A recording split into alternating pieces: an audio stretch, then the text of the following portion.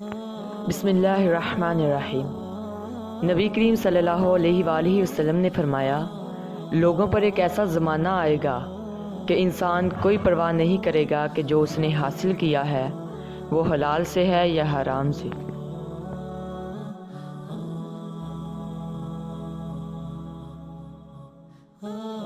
نبی کریم صلی اللہ علیہ وآلہ وسلم نے فرمایا، اگر عورت اپنے شوہر کی کمائی اس کی اجازت کے بغیر بھی اللہ کے راستے میں خرچ کرتی ہے تو اسے بھی آدھا ثواب ملتا ہے۔